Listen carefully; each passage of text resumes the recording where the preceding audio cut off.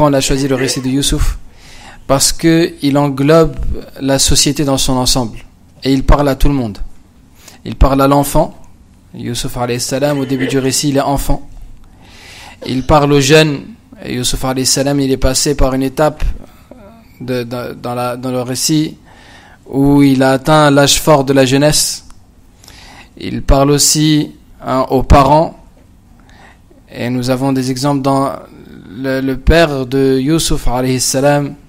Il parle de la famille.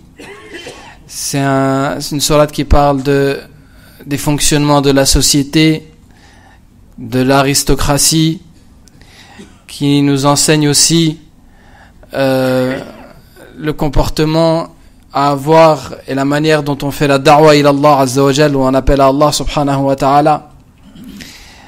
C'est un récit qui nous apprend le comportement à avoir face à l'injustice, comment on agit face à des gens à qui on fait du bien et qui nous le rendent par un mal, comment on agit si ces gens-là en plus c'est des gens proches, des gens de la famille. C'est une sourate qui nous apprend le pardon. C'est une sourate qu'il est important de lire pour celui qui est triste et qui subit les difficultés et les épreuves.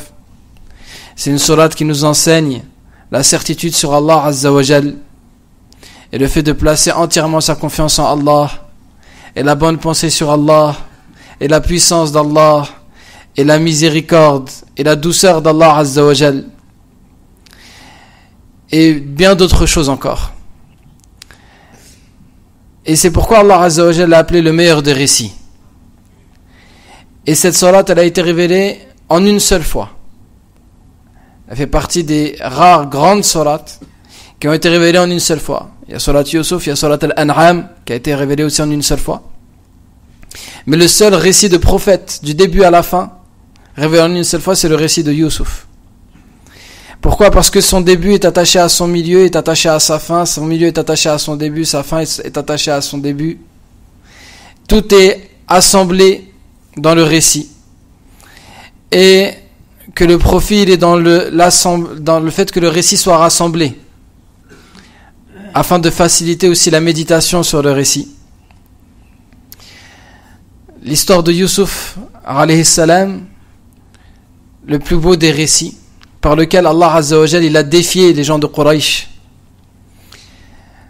Les gens de Quraysh, ils s'étaient mis d'accord pour raconter des récits merveilleux pour détourner les gens du Coran. Et alors il y avait des conteurs parmi eux qui évoquaient les histoires des Perses et des Romains et des empereurs et des rois passés, des épopées des grands combattants.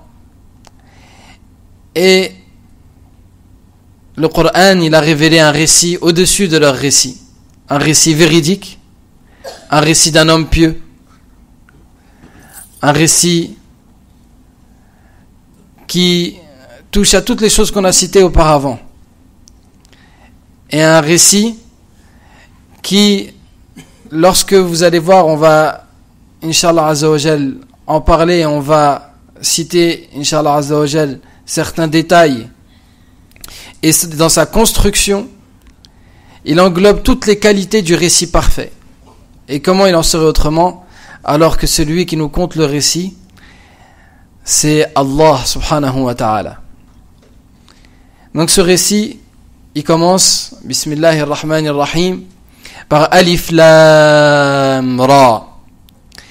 Ces lettres découpées du Coran que l'on trouve Alif Lam Mim Sad Qaf Kaf Ha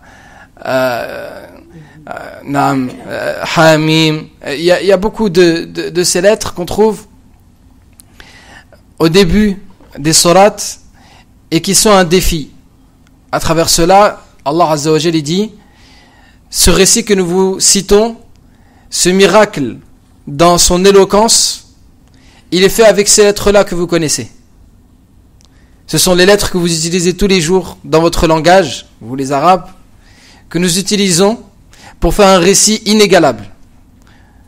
Il est impossible pour vous de venir avec un Coran comme celui-là, une sourate comme celui-là, ou ramener ne serait-ce que 10 versets, et entraidez-vous entre vous. avec une période de temps illimitée. Jamais vous ne ramènerez comme ce Coran. Et ça, c'est le miracle qui a été révélé au prophète Muhammad sallallahu alayhi wa sallam. C'est pourquoi on trouve, après ces lettres-là, dans la grande majorité, on trouve le fait qu'Allah Azza wa Jal il met en valeur la grandeur du Coran. Alif Lam Mim, dhalika al-kitabu la rayba fihi. Tel est le livre au sujet duquel il n'y a point de doute. Hamim, tilka ayatul Hamim wal kitabin mubin, par exemple. Et comme ça, de cette manière-là, à chaque fois Allah subhanahu wa ta'ala, il cite les versets. Tanzilul kitab min Allah al-aziz al-hakim, pardon, la révélation venant d'Allah Azza wa Jal, le puissant, le sage. Allah subhanahu wa ta'ala nous dit Alif Lam Ra tilka ayatul kitab al-mubin. Tels sont voilà les versets du livre évident. Inna anzalnahu Qur'anan arabiyyan la'allakum ta'qilun. Nous l'avons révélé en Coran arabe afin que vous puissiez méditer. C'est-à-dire, il a été révélé aux Arabes afin qu'ils le comprennent dans la langue d'origine, et aussi parce qu'il y a des messages qui sont véhiculés à travers la langue arabe, des mots précis qui sont utilisés pour celui qui maîtrise la langue, et dans lesquels il y a des sujets de méditation, et qui indiquent le fait que cette éloquence et que ces mots qui ont été choisis, ils n'ont pu l'être que par Allah subhanahu wa ta'ala. Et ensuite Allah Azza wa Jal il dit au prophète sallallahu alayhi wa sallam, à un moment où il était dans une grande tristesse, sallallahu alayhi wa sallam. Ce récit il a été révélé après la mort de Abu Talib, l'oncle du prophète sallallahu alayhi wa sallam, qu'il avait recueilli, qui avait pris soin de son éducation depuis qu'il avait 8 ans. Et à quelques jours d'intervalle après la mort de Khadija, le grand amour du prophète sallallahu alayhi wa sallam. L'année de la tristesse. C'est à cette période-là aussi qu'il y a eu les gens de Taïf qui ont jeté des pierres sur le prophète sallallahu alayhi wa sallam. Et donc le prophète sallallahu alayhi wa sallam a commencé à subir vraiment des difficultés sur sa personne à un niveau qui n'avait pas été égalé à l'époque où Abu Talib était encore présent. Et Allah Azza wa Jalla lui dit نحن نقص عليك أحسن القصص بما أوحينا إليك هذا القرآن وإن كنت من قبله لمن الغافلين. Nous allons te narrer une des plus belles histoires que contient le Coran que tu ne connaissais pas jusqu'alors. Et ce Coran, ce récit il a été aussi révélé dans le contexte où les gens de Mecca, ils allaient voir les gens de Médine et ils demandaient aux Juifs de Médine: donnez-nous des indices, des questions pièges qu'on va pouvoir poser à Muhammad sallallahu alayhi wa sallam, et à travers lesquels on va prouver aux gens qu'il n'est pas prophète. Permettez-nous de lui poser des questions auxquelles, s'il n'est pas prophète, il ne saura répondre. Sachant qu'il est illettré, sachant qu'il ne peut pas lire, il ne peut pas prendre la Torah et la lire, et sachant en plus, pourquoi spécialement les juifs et pas les chrétiens par exemple, parce que la Torah elle n'avait pas été traduite. La Torah elle a été traduite en arabe au 5e siècle de l'islam. C'est-à-dire il était impossible pour un arabe de connaître le contenu de la Torah si ce n'est par l'enseignement des juifs. Et donc ils sont partis voir les juifs et ils leur ont dit: vous qui êtes les gens du livre, vous les gens de l'écriture, donnez-nous des questions. Et parmi les questions qu'ils ont posées au prophète Muhammad sallallahu alayhi wa sallam, informe-nous sur l'histoire de Youssouf. Et alors Allah Azza wa Jalla a révélé l'histoire de Youssouf qui est présente dans la Torah, mais en plus avec des détails qu'ils n'ont pas dans leur livre, comme miracle pour montrer que c'est bien la révélation.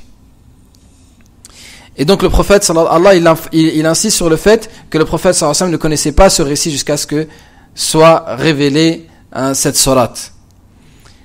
إذ قال Youssouf, et rappelle, c'est-à-dire c'est sous-entendu rappelle, lorsque Youssouf a dit à son père, li abi ya abati, ô mon père, inni ra'aytu ahada ashara kawkaba wash-shamsa wal-qamara ra'aytuhum li sajidin. Lorsque Youssouf a dit à son père ya abati, il n'a pas dit ya abi, il a dit ya abati, ô mon père, la marque d'affection et de respect. Et ça, c'est quelque chose qu'on va retrouver dans le Coran, dans le langage coranique des enfants vis-à-vis de leur père. Et c'est une indication pour les enfants de parler à leurs parents avec politesse, avec respect, avec affection. Ya abati, oh mon père, oh mon cher père. C'est pas comme on entend aujourd'hui le daron. Il a dit, le parrain. Ils parlent comme ça maintenant les jeunes de leur papa. Illa man rahimallah. Non, on parle avec respect. Ya abati. Et donc il dit, oh mon père, j'ai vu en rêve 11 étoiles, le soleil et la lune se prosterner à mes pieds. Yusuf alayhi salam, il avait 11 frères. 11 frères. Et donc il a compris le rêve, Yusuf. Et il raconte le rêve à son père. Et le père, Yaqub alayhi salam, c'est le père de Yusuf. Le grand-père de Yusuf, c'est Ishaq. Et l'arrière-grand-père, c'est Ibrahim. Donc c'est vraiment la lignée la plus noble qui soit. Quand le prophète sallallahu alayhi wa sallam a été interrogé, Man akramun nas, quelle est la personne la plus noble? Il a répondu, c'est Yusuf, ibn Nabiyillah, fils de prophète d'Allah, ibn Nabiyillah, fils de prophète d'Allah, ibn Khalilillah, fils de l'intime d'Allah Azza wa Jal. Bon, la traduction intime, c'est vraiment pas adapté. Al-Khalil, c'est celui dont le cœur s'est rempli d'amour au point que tout s'est effacé dans le cœur, si ce n'est l'amour d'Allah Azza wa Jal, la crainte d'Allah, la soumission à Allah subhanahu wa ta'ala. Le cœur d'Ibrahim était pur de tout autre qu'Allah Azza wa Jal. Et Yusuf, donc, il est cette personne la plus noble qui soit. Prophète de père en fils, le 4e. Il n'y a pas d'autre exemple que lui. Alayhi salam. Et son père, il lui dit, mon fils, ne raconte pas ton rêve. La taqsus ru'yaka ala ikhwatik. Ne raconte pas ton rêve. Et il dit, ya bunay. Il a appelé, oh mon fils. Et là, c'est aussi une indication que le respect, il n'est pas que dans un sens, mais il est aussi dans l'autre. Les pères aussi, ils doivent parler à leur enfant avec douceur et avec politesse. Et il faut savoir que l'enfant, il n'apprend la politesse qu'à travers ses parents. Il va l'apprendre à travers ses parents. Un enfant qui ne dit pas, par exemple, s'il te plaît, c'est parce que, et on va remarquer que ses parents, quand ils lui demandent des choses, ils lui disent pas s'il te plaît. Un enfant qui ne remercie pas, souvent c'est parce que ses parents, ils ne le remercient pas quand il fait quelque chose et qu'il leur rend service. Donc, le bon comportement, il va dans les deux sens. Et on va trouver ça aussi dans le comportement des prophètes avec leurs enfants. Ibrahim avec Ismaïl, il appelle Ya Bunay. Luqman avec son fils, Ya Bunay, oh mon fils. Donc il y a cette marque d'affection. La taqsus ru'yaka ala ikhwatik. Ne raconte pas ton rêve à tes frères. Fayakidu laka kaida. Sinon ils vont comploter contre toi. Inna ash-shaytana lil insani aduwwun mubin. Le diable est pour l'être humain un ennemi déclaré. Et là, mes frères, il y a un enseignement pour celui qui est dans la situation du père de Yusuf alayhi salam, où il doit mettre en garde son fils, mais il enseigne à son fils pas la méfiance avec la mauvaise pensée sur ses frères, mais il lui enseigne quel est le véritable ennemi. Tes frères vont comploter contre toi si tu leur racontes. Pourquoi? Pas parce que tes frères sont mauvais. Il lui apprend pas la mauvaise pensée sur ses frères. Il lui apprend pas cette méfiance que peut-être beaucoup de parents ils apprennent à leurs enfants vis-à-vis des gens et de la société. Et ils grandissent avec une crainte. Ils grandissent avec cette idée que des généralités, que tout le monde est raciste, que tout le monde est ainsi ou comme ça, avec des mauvaises pensées sur les gens. Et il va détester les gens. Non, il lui dit Inna ash-shaytana lil insani aduwwun mubin. C'est le diable qui est pour l'être humain un ennemi déclaré. Donc il a dirigé dès l'enfance, dès le début, il a dirigé le cœur de Yusuf vers l'amour de ses frères. Et s'il y a un problème, l'ennemi c'est shaytan. C'est pas ton frère. L'ennemi c'est ash-shaytan. Et celui qui comprend ça, il arrivera à pardonner à ses frères. Il arrivera à pardonner la trahison des membres de sa famille. Celui qui comprend que l'ennemi c'est shaytan, que l'ennemi c'est pas l'être humain, celui-là, il va humilier shaytan en pardonnant. Il va rabaisser shaytan en pardonnant. Et il va avoir les nobles caractères et il va faire partie des gens du succès, comme Youssouf alayhi salam fait partie des gens du succès. Et ensuite, il lui dit, Yaqub, il lui dit, وَكَذَلِكَ يَجْتَبِيكَ رَبُّكَ وَيُعَلِّمُكَ مِنْ تَأْوِيلِ الْأَحَادِيثِ. Et c'est ainsi que ton Seigneur te choisit pour t'apprendre le secret des choses. Il complétera ainsi les effets de sa grâce pour toi et pour la famille de Yaqub, comme il l'a fait autrefois pour tes ancêtres Ibrahim et Ishaq. Ton Seigneur est toute science et toute sagesse. Mes frères, dans ces versets, les savants ils ont divergé. Premièrement, le sens, Yaqub il a compris que son fils il allait devenir prophète à travers le rêve. Ces rêves clairs et qui sont codés, qui viennent d'Allah Azza wa Jal. Ça, dans la famille des prophètes, c'est le signe de la prophétie. Et les rêves qui viennent d'Allah, c'est une partie de la prophétie, comme il a été dit dans les hadiths. Et donc il y a 3 types de rêves. Le prophète sallallahu alayhi wa sallam nous a dit qu'il y a 3 types de rêves. Il y a le rêve du nafs. C'est le rêve, c'est toi qui parles avec toi-même, c'est ton inconscient qui parle avec toi-même. Tu penses à quelque chose, tu en rêves. Ou bien des mécanismes psychologiques. Tu as tendance à repousser toujours les choses à plus tard. Tu rêves qu'on te court après dans les rêves. Tu te fais poursuivre dans les rêves. Mais ça, c'est parce que toi, dans ta vie de tous les jours, il y a des choses qui te poursuivent. Tu dis toujours, je vais les faire plus tard. Et elles sont quelque part dans ta tête, une source de stress. Et bien, tu vas rêver qu'il y a quelqu'un qui te court après dans tes rêves. Et donc ça, c'est des rêves du nafs.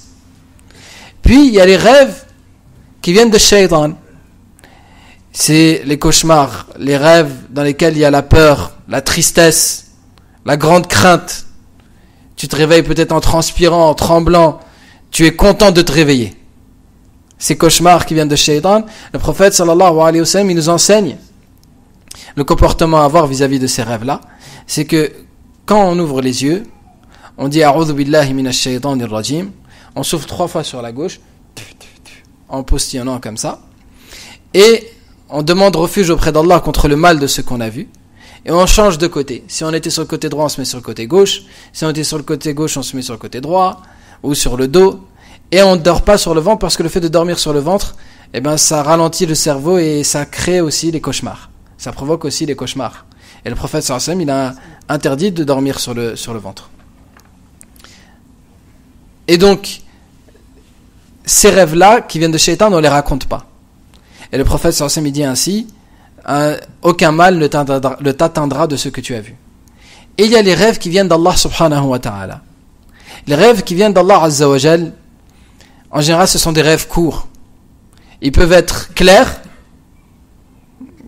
Tu vois une chose et elle va se réaliser. Et ça fait partie des signes de la fin des temps. À la fin des temps, le prophète sallallahu alayhi wa sallam nous a informé que les gens vont voir des rêves évidents. Il va voir une chose claire et elle se produit exactement comme il l'a vu. Et les rêves qui viennent d'Allah, c'est pas forcément un signe de piété. Et là, il y a un enseignement pour les gens, de ne pas se laisser tromper. C'est pas parce que tu rêves du prophète sallallahu alayhi wa sallam que tu es un homme pieux. Et c'est pas parce que tu rêves que tu es au paradis que tu vas y entrer.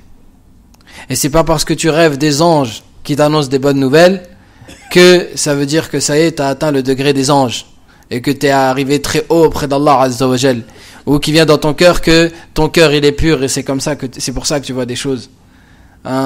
Ça, même si peut-être tu vas avoir plus de rêves en t'élevant spirituellement, mais il faut faire attention à ce genre de pensées qui sont trompeuses.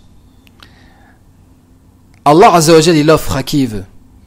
Et on va voir dans l'histoire de Youssouf elle-même que des rêves qui viennent d'Allah, même les non-musulmans ils en font. Même les gens qui croient pas, même des gens qui font le shirk, ils font ces rêves-là.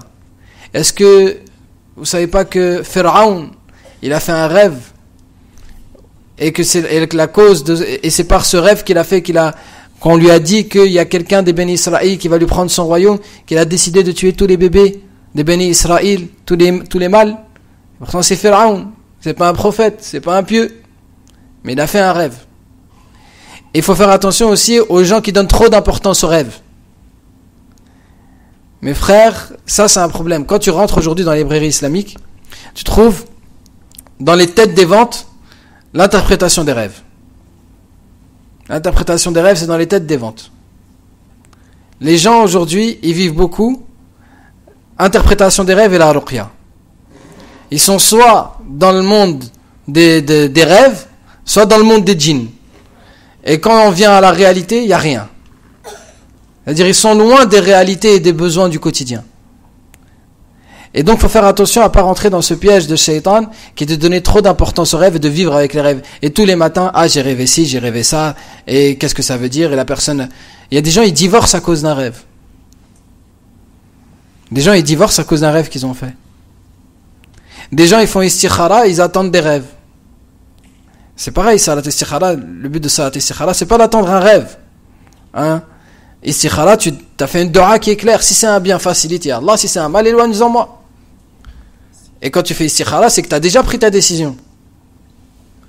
Tu décides d'avancer. Ya Allah, j'ai décidé ça. Si c'est un bien, facilite. Si c'est un mal, éloigne-moi. C'est pas, tu fais istikhara et tu attends le signe. Si je fais un bon rêve, Inch'Allah, ça veut dire que c'est bon. Si je fais un mauvais rêve, ça veut dire que c'est mauvais. Combien de femmes, elles sont passées à côté d'un homme qui aurait été bon pour elles, à force d'attendre le rêve peut-être. Elle dit, j'ai pas vu de rêve, c'est bon, je me marie pas. Il n'y a pas eu de signe, mon cœur, il n'est pas tranquille. Ou le contraire aussi. Donc, nous, on ne vit pas en fonction de nos rêves. On laisse aux rêves leur place. Et pareil, on reconnaît les rêves qui viennent d'Allah Azza wa Jal à travers le fait que ce sont des rêves courts. Les rêves qui sont trop longs, je suis rentré là, et puis j'ai rencontré un tel, il m'a raconté ci, et je suis descendu, et j'ai acheté ça, et il s'est passé ci, il y a un avion qui est passé. Tous ces rêves-là, qui sont longs à raconter, c'est pas des rêves qui viennent d'Allah Azza wa Jal. Donc on reconnaît les rêves qui viennent d'Allah subhanahu wa ta'ala, en général aussi, à travers le fait que, en général, ils viennent juste avant le fajr, ça peut être un signe, juste avant le fajr. Ou bien en état d'ablution. En général, c'est pas ce genre de rêve qui vient quand tu t'es rendormi après le fajr. Ou alors quand tu étais en état d'impureté. T'avais pas les grandes ablutions. Ce genre de rêve, ça fait partie de la prophétie. Donc on reconnaît ce genre de rêve à cette chose-là. Et c'est parfois des rêves codés. Des rêves courts et codés. Qui ont une symbolique. Par exemple, tu vois... tu vois un oiseau qui nourrit son petit et tu te réveilles. Toi, t'as jamais pensé à un oiseau qui nourrissait son petit, t'as rêvé de ça. Ça a peut-être une signification. Tu rêves que la mer, elle devient flamme. C'est une signification, sauf si t'as regardé des films de science-fiction la veille. Tu rêves de choses symboliques. La personne, elle rêve, c'est un homme, il rêve qu'il est enceinte. Voilà. C'est symbolique. Il y a un sens à ça. Donc, laissez leur place au rêve. Et donc, il a compris, Yaqub, que son fils, il allait être prophète. Et il lui a dit, et c'est ainsi que ton Seigneur t'a élu. Et t'a choisi. Ya'allimuka min ta'wil al-ahadith. Il t'apprend l'interprétation des événements ou des rêves. Et il complétera son bienfait sur toi et sur la famille de Yaqub, comme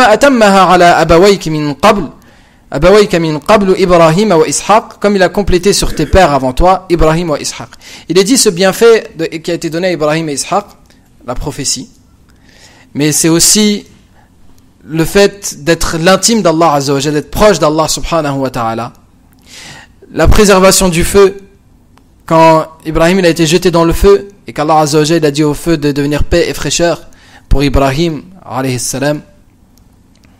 Donc c'est toutes ces choses-là et la préservation aussi d'être tué.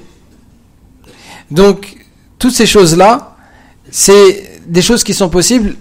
Al-Muhim, Yaqub il dit à son fils, Allah va compléter son bienfait sur toi comme sur tes pères. Inna rabbaka alimun hakim, ton Seigneur est savant et sage. Et là mes frères, celui qui médite sur ce verset, sur le fait que Allah Azza wa Jal il est savant et qu'Allah il est sage, celui-là il vit sans connaître la douleur, l'atroce douleur de la solitude. Allah il connaît ma situation. Allah il sait ce que je ressens. Allah il sait ce que je vis. Allah subhanahu wa ta'ala sait quel sentiment me traverse, quelle situation, quelle difficulté je vis. Et Allah est sage. Il sait pourquoi je vis cette épreuve et quel est le bien dans l'épreuve que je vis. Et pourquoi l'épreuve, elle est de cette manière-là et pas autrement. Et Allah, il sait pourquoi il a donné telle chose à un tel et telle à une autre, etc., etc. Et ça ferme la porte à beaucoup, ça ferme beaucoup de portes à Shaitan. Ensuite, Allah Azza wa Jal, il nous dit, لَقَدْ كَانَ فِي يُوسُفَ وَإِخْوَتِهِ آيَاتٌ لِلسَّائِلِينَ.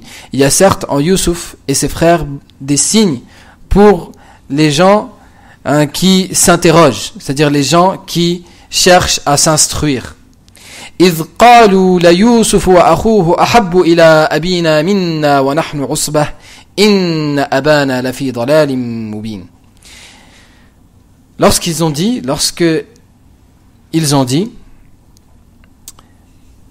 Youssouf et son frère sont plus aimés de notre père que nous, alors que nous sommes un groupe. Notre père est certes dans un égarement évident. L'égarement, il est dans leurs paroles.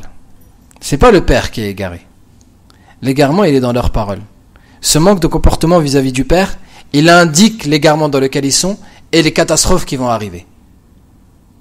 Quand tu vois une personne qui est mauvaise envers ses parents, et le prophète sallallahu alayhi wa sallam il nous a informé, il n'y a rien dont la récompense, elle est aussi accélérée dans ce bas monde, et le châtiment, il est aussi accéléré dans ce bas monde,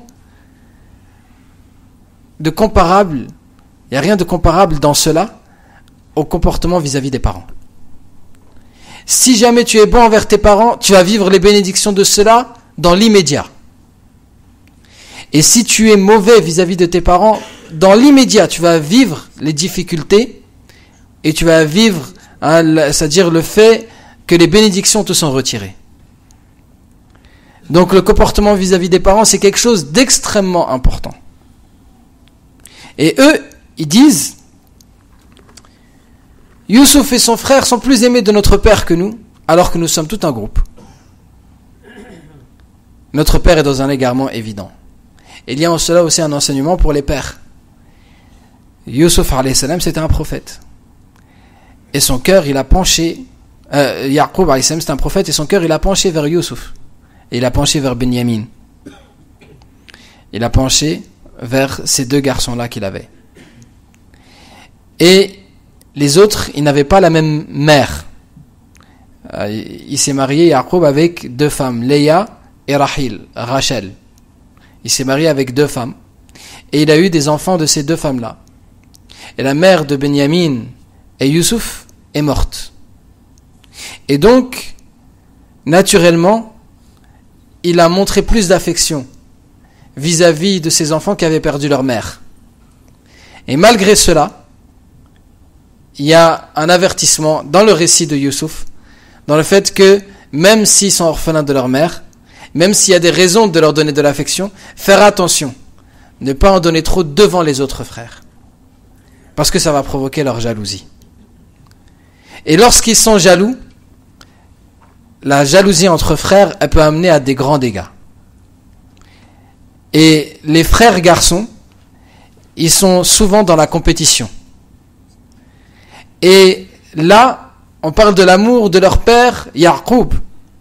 Yaqub, c'est pas n'importe qui, c'était un prophète, c'était le chef d'une tribu. Et leur père, Yaqub alayhi salam, ils voyaient leur père donner tant d'amour à Youssouf et à Benyamin, et surtout à Youssouf. Et Yaqub, il savait que Youssouf, ça allait devenir un prophète. Il l'aimait pour le fait que c'était son fils, et il l'aimait aussi pour Allah Azza wa Jal du fait que c'était un homme choisi par Allah Azza wa Jal.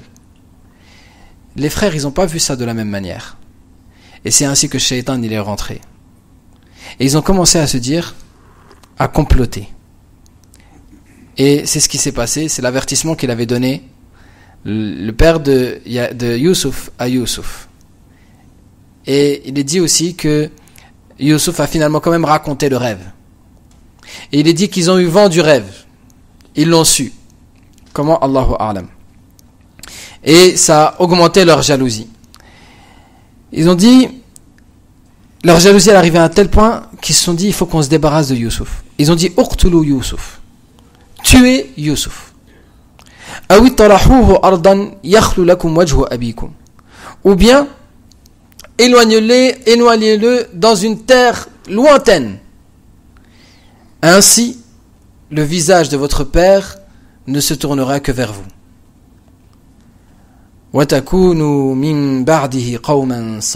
Et après cela, vous serez des gens pieux. Et là, on voit la ruse de Shaitan. On voit que c'est Shaitan qui est derrière. Et ça, on connaît tous ça. Tu fais tel péché, après tu vas demander pardon à Allah Azza wa Jal. Tu vas faire tauba, Allah il va accueillir ton repentir. Tu fais tel péché, c'est pas grave, vas-y, c'est pas la fin du monde. Tu vas pas aller en enfer juste pour ça. Shaitan il embellit la désobéissance. Et une fois que la personne elle est tombée dans la désobéissance, il devient très difficile de se repentir. La personne qui fait le péché en mettant l'intention qu'elle va se repentir après, et c'est-à-dire elle garde des mauvaises, c'est-à-dire des faux espoirs sur Allah Azza wa Jal. Déjà, elle a la certitude sur elle-même. Elle croit qu'elle va se repentir d'elle-même. Alors que c'est Allah qui permet le repentir. Et donc, lui, il fait un péché, il s'éloigne d'Allah. Il fait un péché, et il s'éloigne d'Allah Azza wa Jal. Et donc, peut-être il a plus cette force maintenant de réussir à se repentir. Et de revenir vers Allah Azza wa Jal. Et si c'est une injustice, alors il n'y a pas de repentir. Sauf si c'est en réparant l'injustice. Donc ils ont dit tuez Youssouf et ensuite repentez-vous. Mais le meurtre déjà c'est pas quelque chose dont on se repent comme ça. C'est quelque chose de très grave. C'est l'un des pires péchés. Ou bien éloignez-le dans une terre lointaine. Et donc l'injustice, il faudra la réparer, sinon il n'y a pas de repentir. Et c'est ainsi que Shaitan il a joué avec eux. Il a joué avec leur jalousie et les a influencés en leur disant après ça vous allez être des gens pieux. Vous faites un péché une fois et après ça vous allez être des gens pieux. Et le fait de repentir, de pousser le repentir à plus tard et de rapprocher le péché. Il y en a un d'entre eux. قال قائل منهم لا تقتلوا يوسف. Le meilleur d'entre eux, il a dit, ne le tuez pas. Ne le tuez pas. وَأَلْقُوهُ فِي غَيَابَةِ الْجُبِّ. Mais plutôt jetez-le dans le puits. غَيَابَةِ الْجُبِّ, c'est-à-dire, c'est pas juste el-Jub, c'est vraiment, el-Jub, c'est le puits qui a été abandonné. Et غَيَابَةِ الْجُبِّ, c'est-à-dire, dans la profondeur du puits, c'est-à-dire dans un endroit où il ne sera pas visible. Il disparaît de la surface.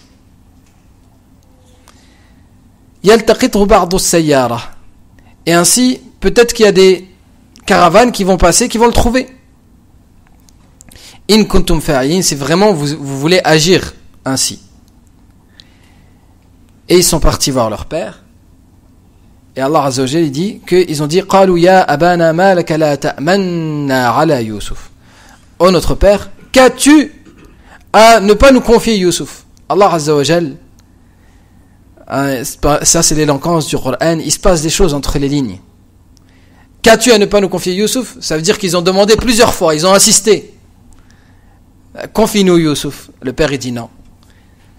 Et ils reviennent une autre fois. Confie-le-nous. Le père il dit non.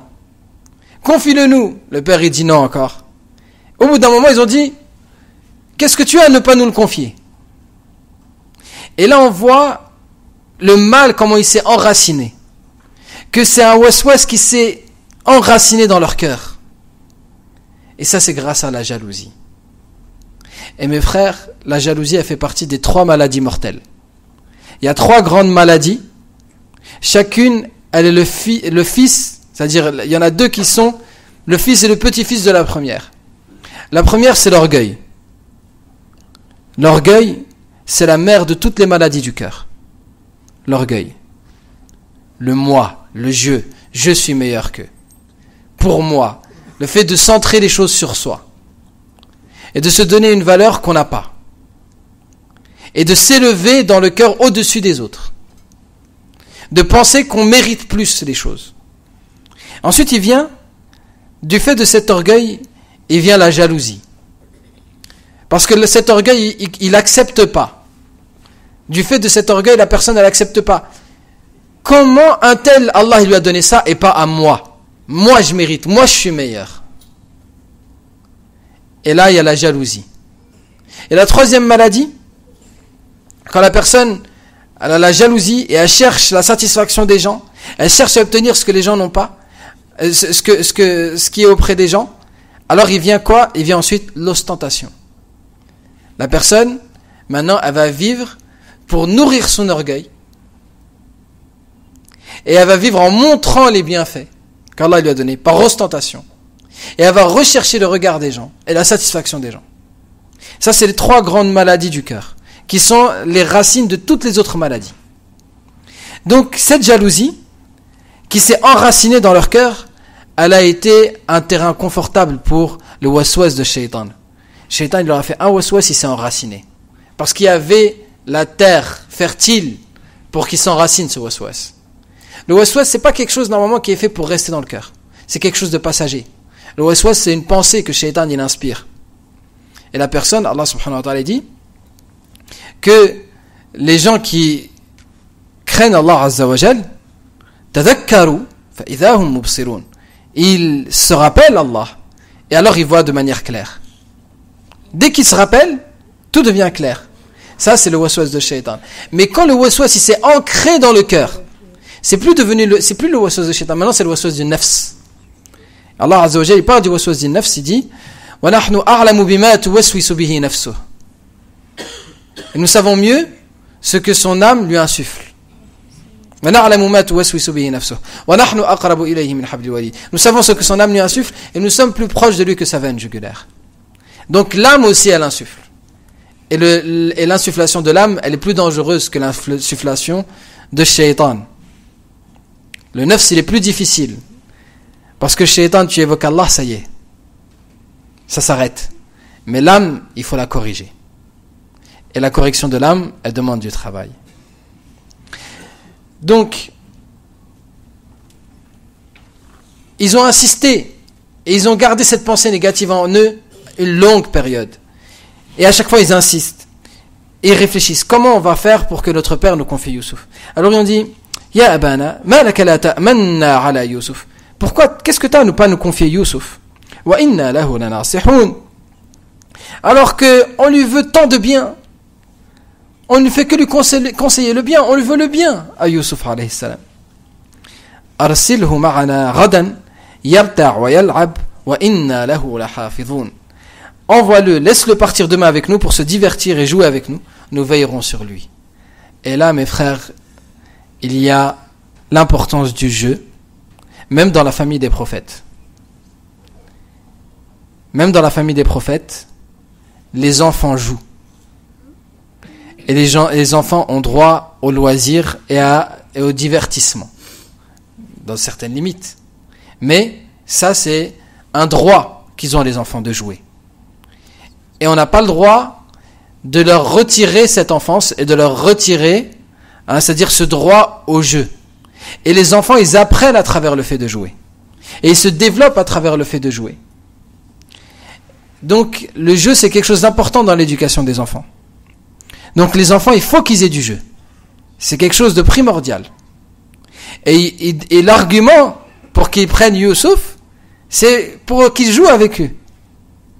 Regardez, pour retirer Youssouf, l'intérêt de Youssouf, c'est dans le fait de jouer. Youssouf prophète, ou futur prophète, c'est son intérêt de jouer? Non, même un prophète. Même un futur prophète. Dans son enfance, il joue. Il se divertit et il reste avec eux. dans les limites bien sûr du halal et du raisonnable, et sans dépasser, c'est-à-dire le bon équilibre. C'est pas les enfants ils font que jouer tout le temps, mais voilà, il y a le jeu, et notamment ce qui est cité nastabiq, c'est-à-dire on va faire la course, wa nal'ab, et on va jouer. C'est des jeux d'extérieur, des jeux de dextérité, des jeux physiques, pas seulement des jeux PlayStation devant la télévision, des choses qui vont abrutir, des choses qui vont rendre le cerveau lent, ou qui vont installer la paresse, qui vont faire grossir le nefs. Non, des choses, mais des jeux en plein air, des jeux de groupe, des jeux de compétition. Et on va le préserver. Et il a dit, ça m'attriste. Qala inni la yahzununi an tadhhabu bih. Ça m'attriste que vous le preniez avec vous. Et là, il a fait une erreur, Yaqub alayhi salam. Il leur a dit, et j'ai peur que le loup ne le mange alors que vous soyez distraits. Il leur a donné l'excuse qu'ils vont pouvoir lui ressortir.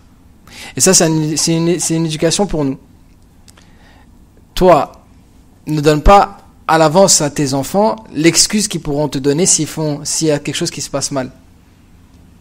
Et dans ton comportement, c'est-à-dire avec les autres, ne leur donne pas à l'avance l'excuse qu'ils vont pouvoir te sortir si les personnes, elles n'ont pas des bonnes intentions, les personnes, elles ne sont pas forcément bienveillantes. Donc, il ne faut pas donner aux gens les armes qu'ils vont utiliser contre nous. Même dans le discours. Même dans l'argumentation. Ils ont répondu,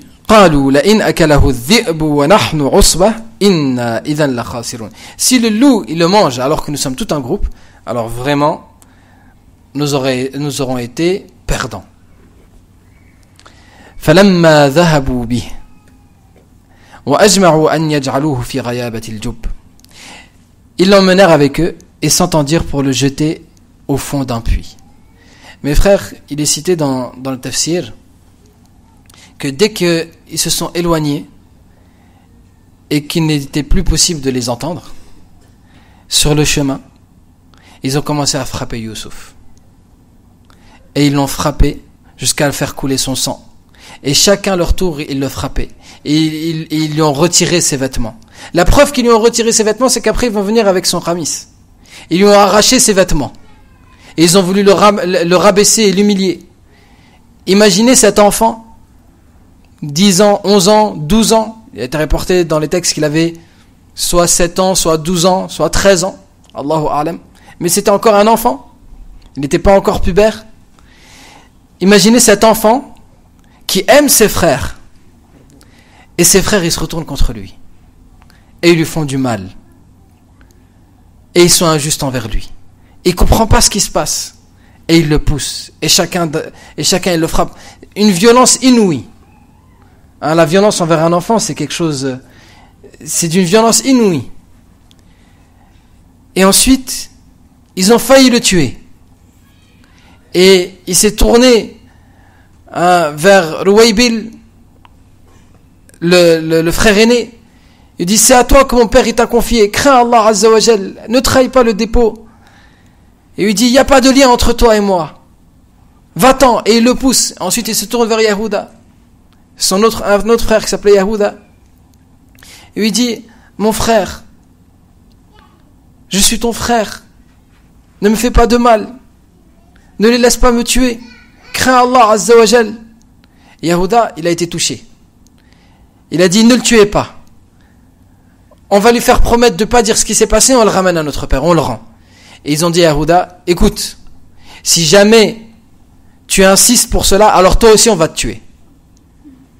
Laisse-nous entre nous et lui. Et il a dit, écoutez, alors jetez-les dans le puits, mais ne le tuez pas. Et ils se sont mis d'accord pour le jeter dans le puits. Et ils l'ont jeté dans le puits, et lui il s'accrochait au bord du puits, et il est dit qu'ils ont, avec une pierre, ils ont tapé sur ses doigts pour le faire tomber dans le puits. Jusqu'à ce que lui, il criait, il disait, mes frères, je vous pardonnerai, je dirai rien à mon père. Et ils l'ont jeté quand même. Et une fois qu'il est tombé, et eux ils sont partis, il est dit, les savants ils disent, que dès qu'il a lâché le bord du puits, là, à ce moment-là, dès qu'il a lâché le bord du puits, et que ses frères se sont détournés de lui et qui lui ont fait du mal et qui l'ont abandonné, dès qu'il a lâché le bord du puits, en dessous de lui, il y avait l'aile de Djibril pour l'accueillir. Ainsi, sache que si toutes les créatures elles se détournent de toi, Allah Azza wa Jal, il ne se détourne pas de toi. Si tout le monde se met d'accord pour être injuste avec toi, Allah Azza wa Jal, il est juste et il est miséricordieux et Allah, il ne t'abandonne pas. Et il a été accueilli par l'aile de Djibril jusqu'à ce qu'il est arrivé au fond du puits et que sa voix était inaudible, on ne l'entendait plus. Tellement le puits il était profond, et on n'entendait plus sa voix. Et alors ils sont repartis, en sachant qu'au fond de ce puits, c'était un puits abandonné, il n'y avait plus d'eau dedans. Et ce genre de puits-là, dedans, on trouve des serpents, on trouve des scorpions, on trouve toutes sortes d'animaux sauvages, de bêtes sauvages, dangereuses. Ils l'ont abandonné dans le puits, ils sont partis. Et ça, c'était à la tombée de la nuit. Imaginez la peur dans le noir du puits, à la tombée de la nuit, un enfant. Ils l'ont abandonné comme ça. Regardez, la jalousie, ça peut mener jusqu'à où? La jalousie, jusqu'à où elle peut mener? C'est pour ça que le Nabi sallallahu alayhi wa sallam, il nous dit, la jalousie, elle rase. Elle rase pas les cheveux, mais elle rase la religion. La jalousie, elle ronge la personne et elle rase sa religion. Donc faire attention à cette jalousie. Ensuite ils sont repartis. Et là Allah Azza wa Jal, il indique le fait que Djibril alayhi salam, il était avec Youssouf en disant wa awhayna ilayhi, nous lui avons révélé la tunabbi'annahum bi amrihim hadha wa hum la yash'urun. Tu les informeras de ce qu'ils t'ont fait sans qu'ils le sachent. Et Youssouf, il ne sait pas comment ça va se produire. Mais Allah Azza wa Jal, il envoie Djibril et il dit Ya Youssouf, viendra un temps où toi tu vas les informer de ce qu'ils t'ont fait sans qu'ils s'en rendent compte. Ils ne sauront pas que c'est toi qui es en train de leur parler. Il y a un futur. Le destin, il est écrit. Ne t'inquiète pas, ne t'attriste pas. Et la preuve que c'était à la tombée de la nuit, c'est qu'Allah il dit وَجَاءُوا أَبَاهُمْ عِشَاءً يَبْكُونَ. Ils sont revenus à leur père le soir, la nuit tombée, en pleurant. Pourquoi la nuit? Parce que la nuit, c'est ce qui est le plus propice à la tromperie. On ne voit pas bien les détails du visage. C'est plus facile de mentir la nuit quand il n'y a pas de lumière. Alors, ils ont réfléchi à tout. À quelle heure ils vont revenir? À quel moment ils vont le jeter dans le puits? Quelle est l'excuse qu'ils vont donner à leur père? Ils ont réfléchi à tout. Ils ont vraiment, c'est-à-dire c'est vraiment prémédité. Et ils arrivent à leur père en pleurant. Mais c'est les larmes de crocodile, c'est pas les vraies larmes, c'est les larmes de celui qui fait semblant. Qalu ya abana, oh notre père. Là maintenant c'est plus la fille dans la ligne moubine, c'est oh notre cher père. Inna dhahabna nastabiq, on est parti faire la course. Wa tarakna Yusuf 'inda mata'ina, et on a laissé Youssouf auprès de nos affaires. Fa akalahu adh-dhi'b, et alors le loup l'a mangé. Et ensuite ils ont dit وَمَا أَنْتَ بِمُؤْمِنٍ لَنَا وَلَوْ كُنَّا صَادِقِينَ. Et tu ne croiras pas même si on dit la vérité. Celui qui est coupable, le menteur, il se trahit toujours. Tu ne croiras pas même si on dit la vérité. Et ils savent qu'ils sont en train de mentir et qu'en effet leur père ne va pas les croire. Il est dit dans le tafsir qu'il leur a dit, qu'il s'est attristé, il a commencé à pleurer, il leur a dit mais est-ce que vraiment le loup l'a mangé? Oui, le loup il l'a mangé. Est-ce que vous n'aurez pas pu me ramener ne serait-ce que ses os, que je puisse l'enterrer, que je puisse les serrer contre moi? Est-ce que vous n'aurez pas pu emmener ne serait-ce que ses vêtements? Le loup il n'a pas mangé ses vêtements. Ils ont dit si justement on a ses vêtements, on a son vêtement avec nous. وَجَاءُوا عَلَى قَمِيصِهِ بِدَمٍ كَذِبٍ. Ils ont ramené son qamis. Ils avaient retiré son qamis et ils l'ont ramené avec un faux sang. Et ils ont mis du sang, ils ont tué un animal et ils ont mis le sang sur le qamis. Et là, Yaqub, il commence à sentir le vêtement de son enfant, à pleurer, et il regarde, et commence à retourner le qamis. Et il dit, Masha'Allah, ma ahkama hadha adh-dhi'b. C'est vraiment, ce loup, il est sage. Ce loup, il a un bon caractère. Il est poli, ce loup. Il a mangé mon enfant sans déchirer ses vêtements. Et il a compris que il les a pris dans leur piège. Et il leur a démontré qu'ils avaient menti. Ils ont pensé à tout. Mais Allah Azza wa Jal, ghalibun ala amrih. Allah subhanahu wa ta'ala, c'est lui qui est vainc. Allah Azza wa Jal, il est au-dessus. Et Allah Azza wa Jal, il obtient ce qu'il veut. Et il a laissé cet indice. Ils ont pensé à tout sauf à ça. Et c'est ce détail qui les a trahis. Et on voit dans la plupart des crimes ce qui se passe. Les gens, ils organisent le crime des mois à l'avance pour assassiner quelqu'un. Et ils ont tout organisé. Et sur un détail, ils se font attraper. Sur un détail. Et les enquêteurs, leur travail, c'est de chercher ce détail. Ce petit indice qu'ils ont laissé derrière eux.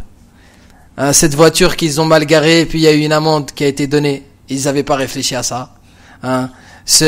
Une empreinte quelque part, une trace de pas, le détail qui va trahir. Allah Azza wa Jal, il laisse les gens qui sont injustes, Allah Azza wa Jal, c'est-à-dire il les laisse se faire attraper. Même s'il peut les cacher une fois, deux fois, mais ils finissent par se faire attraper. Et donc, وَجَاءُوا عَلَى قَمِيصِهِ بِدَمٍ كَذِبٍ. Il leur a dit, et là quand il a vu la supercherie, il a dit, بَلْ سَوَّلَتْ لَكُمْ أَنفُسُكُمْ أَمْرًا. Plutôt c'est votre âme qui vous a embelli quelque chose de mauvais. Et là, ils se sont dit entre eux, il est dit dans Tafsir qu'ils se sont dit entre eux, notre père il est en train de nous traiter de mensonge, il nous a mis face à notre mensonge. Il nous demande de ramener un bout de son corps. Eh bien venez, on va rechercher Youssouf, on va le découper en morceaux, et on va ramener un morceau de son corps pour montrer que vraiment il a été tué. Regardez Shaitan, jusqu'à où ça va. Et Yahuda il s'est mis en barrière, il leur a dit non, ça je vous laisse pas. Si vous le faites, je vais tout de suite voir mon père et je vais le prévenir de ce que vous faites. Et finalement ils se sont fait avoir. Et il est dit aussi dans le Tafsir, il y en a d'entre eux qui ont dit non, en fait, c'est pas le loup, il a été tué par des voleurs. Une autre version maintenant. Et le mensonge est devenu encore plus éclatant. Et là, Yaqub alayhi salam, il aurait répondu par des voleurs qui l'auraient tué, mais ils n'auraient pas pris son qamis. Parce qu'il possédait rien. Donc s'il l'aurait tué, c'est pour lui voler quelque chose. La seule chose qu'il possédait, c'est son qamis. Et vous l'avez ramené, son qamis. Donc il l'aurait tué pourquoi, des voleurs? Et il les a confrontés face à leurs mensonges. Et ensuite il a dit Fasabrun jamil wallahu al-musta'anu ala ma tasifun. Belle patience. Et Allah Azza wa Jal, c'est auprès d'Allah qu'on recherche l'aide contre ce que vous décrivez. Et là on voit cela, plusieurs choses. Déjà il est dit aussi dans le Tafsir que le lendemain ils se sont dit on va chasser un loup. Et on va le ramener, on va mettre du sang dessus aussi, on va le ramener en disant voilà c'est le sang de Youssouf, on a retrouvé le loup qui a tué notre frère. Et qui serait parti chercher le loup, et qu'ils ont ramené le loup, et ils l'ont ramené prisonnier le loup.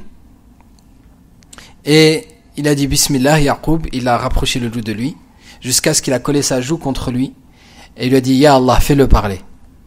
Et il lui a dit c'est toi qui as mangé mon fils? Il a dit non Wallahi, c'est pas moi qui ai mangé ton fils. Et c'est pas moi qui ai mangé ton fils. Et il dit c'est eux, ils m'ont chassé et ils m'ont mis du sang sur mes vêtements pour faire croire que j'ai mangé ton fils. Il dit moi je suis venu parce que je cherche mon frère. Moi je suis venu depuis l'Égypte. Moi j'ai perdu mon frère, je recherche mon frère. Le loup il raconte sa vie. Donc il dit c'est pas moi. Et le loup il aurait dit et de toute façon je vais repartir. J'ai rien à faire dans une terre où les enfants des prophètes ils mentent à leur père. Et il serait reparti. Et c'est pour ça il y a un proverbe chez les Arabes. Ils disent je suis innocent comme le loup de Yaqub. Je suis innocent comme le loup de Yaqub. C'est-à-dire que le loup il fait des dégâts, mais il était innocent de cette affaire-là. Et Allah Azza wa Jal, il nous enseigne la sagesse. Quand il y a un crime qui est trop évident, et que, c'est-à-dire le coupable il est trop facilement désigné, souvent c'est pas lui le coupable. Il peut arriver que ce soit pas lui le coupable. Et il faut faire attention. C'était trop facile de dire que c'est le loup qui l'a mangé. Et le loup il était innocent. Donc il faut se méfier de l'alibi trop ficelé. Il faut se méfier dans la justice du coupable idéal. Et ça peut arriver aussi dans nos affaires familiales. Et ça peut arriver donc il faut toujours garder cet esprit critique et cette bonne pensée et toujours écouter la version de l'autre. Jusqu'à ce qu'il ait dit qu'il a voulu écouter la version du loup. Allahu a'lam. C'est pas cité dans le Coran, ce passage-là. Allahu a'lam. Mais il y a une éducation quand même. On écoute toujours la version même de celui qui est accusé, même si c'est le coupable idéal. Est-ce que c'est toi? Et on donne du poids à sa parole. On l'accuse pas gratuitement sans preuve. Et ensuite Allah subhanahu wa ta'ala il nous dit ce qui se passe de l'autre côté dans le puits. وَجَاءَتْ سَيَّارَةٌ. Mais avant cela, Yaqub alayhi salam il se retrouve devant ses fils qui lui mentent. Ils savent qu'ils lui mentent. Il sait qu'ils lui mentent. Qu'est-ce qu'il va faire? Il est impuissant. Il leur ordonne, ils lui désobéissent. Il leur a confié Youssouf, ils se sont débarrassés de lui. Il ne sait pas ce qu'ils ont fait de lui. Est-ce qu'ils l'ont tué, ils l'ont pas tué? Allahu a'lam. Il ne sait pas. Mais il sait que le loup l'a pas mangé. Donc il y a un espoir qu'ils sont encore vivants. Et il voit ses enfants lui mentir et persister dans leur mensonge et rester ferme dans leur mensonge alors que le mensonge il est évident. Et Yaqub il sait que ses enfants savent que lui sait qu'il ment. Qu'il mente. C'est-à-dire il a la certitude. C'est comme Amr ibn al-As. Un jour il a rencontré Moussaïlima al-Kadhab et il lui a récité et Moussaïlima al-Kadhab il lui a dit moi aussi j'ai une surat al-fil. Il a dit ah bon t'as une surat al-fil? Il dit oui Jibril il m'est venu il m'a révélé surat al-fil. Il lui a dit vas-y récite-moi surat al-fil. Il a commencé à lui réciter al-fil wa ma adraka ma al-fil. Et après il a commencé à réciter avec la khurtum et il a commencé à faire des rimes. Et Amr ibn al-As il l'a regardé comme ça. Il lui a dit je sais que tu sais que je sais que tu mens. Donc il était confronté, il était dans son mensonge et eux ils étaient dans leur mensonge. Et malgré cela, qu'est-ce qu'il va faire? Il va rompre les liens de la parenté avec eux? Non. Alors qu'est-ce qu'il leur a dit? Fa sabrun jamil. Belle patience. Sabrun jamil, c'est-à-dire je vais pas me plaindre aux créatures. Et je vais pas vous montrer de ma tristesse ce qui va détruire notre relation ou qui va vous faire fuir de moi. Fa sabrun jamil. Wallahu al-musta'anu ala ma tasifun. وجاءت سيارة فأرسلوا واردهم فأدلى دلوه. Et alors, une caravane passe après du puits, et il est dit que ce puits c'était un puits abandonné et que cette caravane elle avait perdu son chemin. Allah Azza wa Jal, il a chaque chose elle est écrite. Et ils ont dévié de leur route, et ils avaient dévié de leur route depuis déjà 2 jours, et ils sont arrivés auprès de ce puits. C'est-à-dire avant même que Youssouf soit jeté dans le puits. Ils avaient dévié. Allah Azza wa Jal, il sait ce qui se produit et ce qui va se produire. Alors ils ont envoyé un convoyeur pour le ravitailler. Envoie quand même le seau, on va voir s'il y a de l'eau dedans. Donc ils envoient le seau et ils tirent et croient qu'il est en train de ramener l'eau. Et ça montre à quel point Youssouf il était léger, il était encore enfant. Et quand ils voient l'enfant qui sort, Ya Bouchara, Hada Ghulam. Bouchara, les savants ils ont divergé. Est-ce que c'était bonne nouvelle, c'est un enfant, ou alors est-ce que Bouchara c'était le nom d'un homme qui était avec lui, avec celui qui tirait l'eau dans le puits. Quoi qu'il en soit, Hada Ghulam, mais c'était des gens mauvais. Wa asarruhu bida'ah, ils l'ont emprisonné comme marchandise. Wallahu alimun bima ya'malun. Et Allah sait parfaitement ce qu'ils faisaient, ce qu'ils font. Wallahu alimun bima ya'malun. Quand Allah Azza wa Jal il nous dit qu'il est alim, qu'il est savant, lorsque Allah il dit ça après les bonnes actions, c'est pour nous motiver. Allah il sait le bien que tu fais. Wa ma tunfiqu min shay'in fa inna Allah bihi alim. Et ce que vous dépensez comme bien, Allah le sait parfaitement. Wa ma taf'alu min khayr fa inna Allah bihi alim. Et ce que vous faites, Allah le sait. Ça c'est pour motiver aux bonnes actions. Il n'y a rien que tu perds. Allah sait parfaitement tout ce que tu fais, tu ne perdras pas ta récompense. Et quand Allah Azza wa Jal il cite cette qualité après quelque chose de mauvais, c'est pour la menace.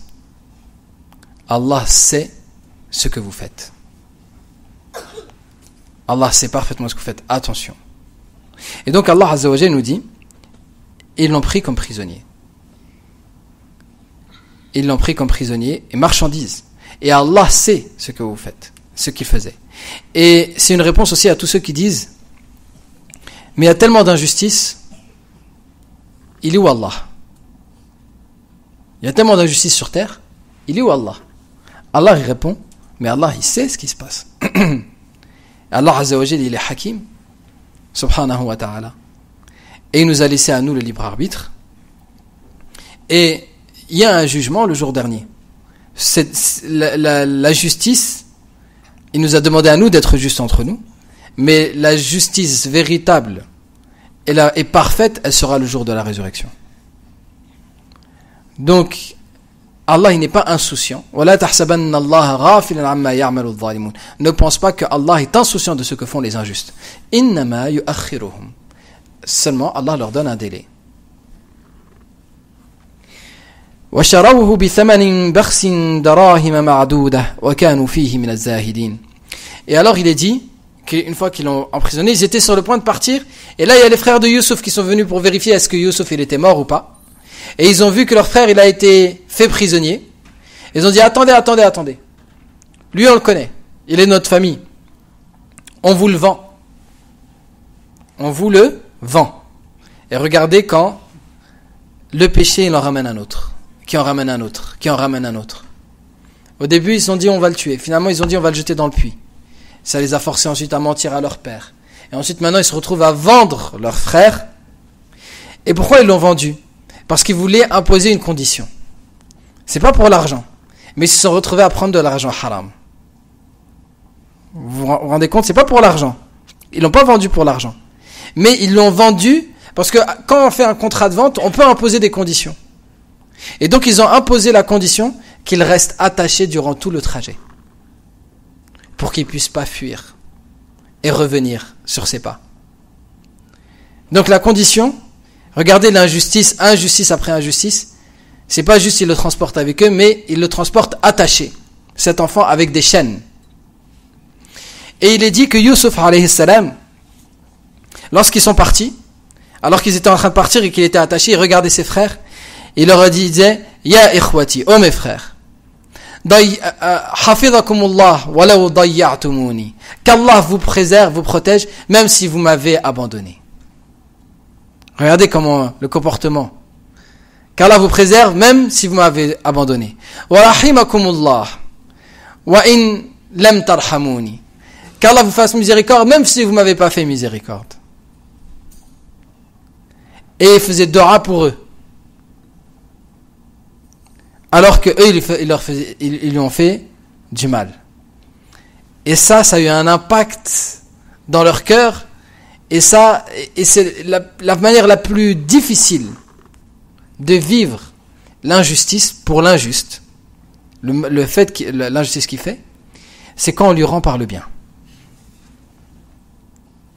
Tu veux, c'est pas l'intention avec laquelle on fait, hein. Mais tu as le souci que la personne qui t'a fait du mal, elle souffre. Tu voudrais qu'elle soit punie.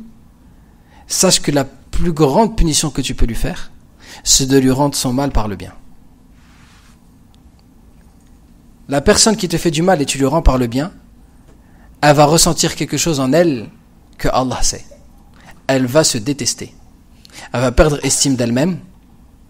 elle va se détester, et elle va détester son acte, et ça peut être une cause de son repentir.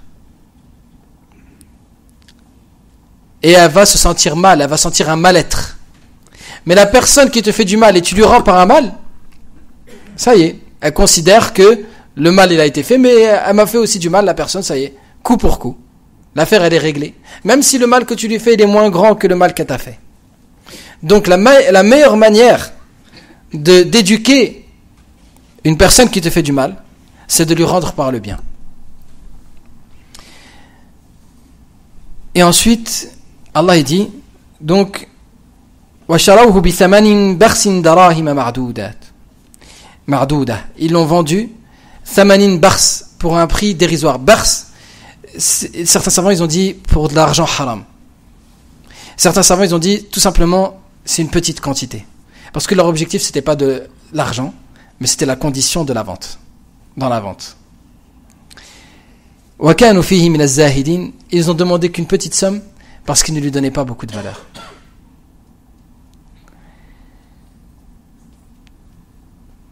Et ensuite, Youssouf, il a été emmené jusqu'en Égypte. Et quand il est arrivé en Égypte, ils l'ont vendu dans le marché aux esclaves. Mais cet enfant, il était tellement beau que son prix aux enchères, il n'a cessé de monter, et de monter, et de monter, jusqu'à ce qu'il ait dit qu'il a atteint le prix de son poids en or, en argent, en soie. Vous m'imaginez son poids en soie, c'est énorme, en musc. Donc une valeur énorme, c'est pas n'importe qui peut l'acheter. Et finalement celui qui l'a acheté, c'est l'homme en dessous du roi le plus puissant d'Égypte, c'est Aziz Misr. C'est le chargé des finances du pays et des récoltes. وقال الذي اشتراه من مصر, et donc celui qui l'a acheté a dit à sa femme, l'imra'ati akrimi mathwah, accueille-le convenablement, traite-le bien. Asa an yanfa'ana aw nattakhidhahu walada, il peut nous être utile et peut-être serons-nous amenés à le prendre pour enfant. Il est dit qu'ils n'avaient pas réussi à avoir d'enfant. Peut-être qu'on pourra l'adopter. Et voilà que Youssouf il est vendu comme esclave. Le noble prophète, fils de prophète, fils d'Ibrahim alayhi salam, vendu comme esclave. Le noble vendu comme esclave. Mais il est rentré dans la maison les plus élevées d'Égypte. Et prends soin de lui, peut-être on va l'adopter, il va peut-être nous être utile. Et Allah il dit et c'est ainsi que nous avons raffermi Youssouf sur terre. Allah il dit il vient d'être vendu comme esclave et c'est ainsi que nous le raffermissons sur terre. Ça peut sembler contradictoire, hein? Mais Allah Azza wa Jal il sait que ça c'est l'étape par laquelle il doit passer pour atteindre ensuite le stade final auquel il doit arriver. Et ainsi chacun d'entre nous dans notre vie,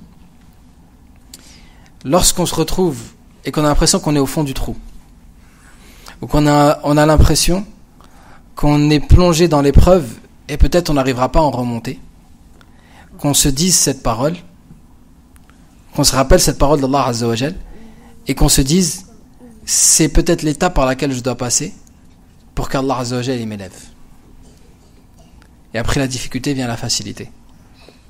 Je dois passer par cette étape de pauvreté, peut-être avant de connaître la richesse, ou cette étape de maladie pour ensuite mieux profiter de ma santé, ou cette étape difficile dans mon couple pour ensuite que mon couple se solidifie et qu'il soit solide. On passe par des étapes différentes dans la vie, et quand on est au fond du trou, nous on doit se rappeler ça. Youssouf qui était au fond du trou, Allah il a retiré du trou, il a été vendu comme esclave, mais il a été vendu comme esclave au plus riche et au plus noble d'Égypte.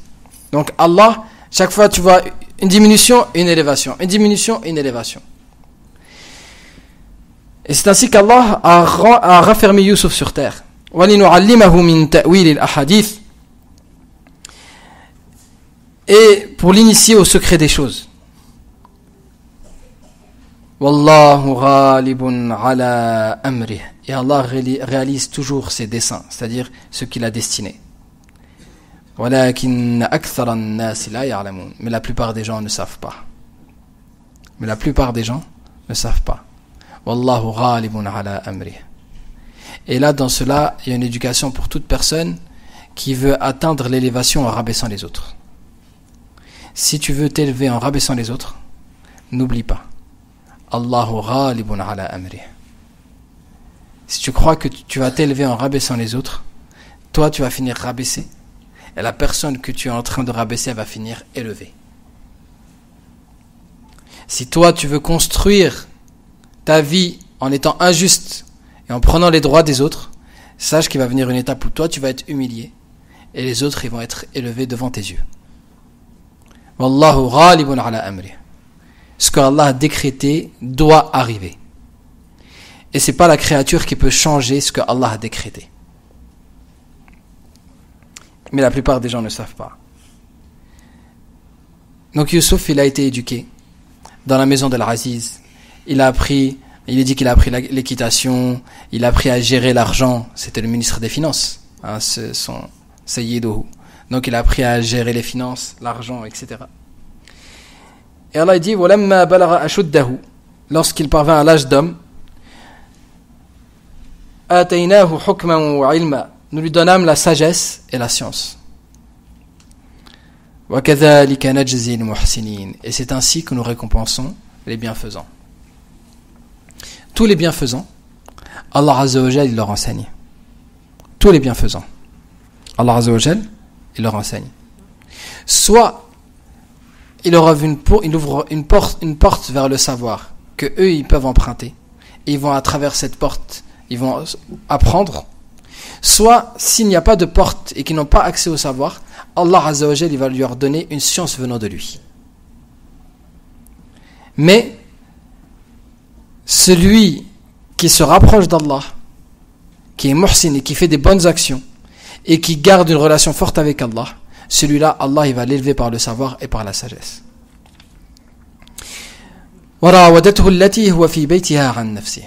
Alors, Youssouf, il a grandi et sa beauté elle a grandi avec lui. Et Youssouf il dit qu'il avait de la beauté, la moitié de la beauté des hommes. La moitié de la beauté des hommes pour lui et l'autre moitié pour le reste de l'humanité. Il dit aussi qu'il a hérité de la beauté de sa grand-mère Sarah. Sarah, c'était la plus belle des femmes de son temps. Donc il est dit qu'il a hérité de sa beauté. Et c'était une beauté telle qu'elle réveillait le désir des femmes. Et Allah Azza wa Jal, à travers ça,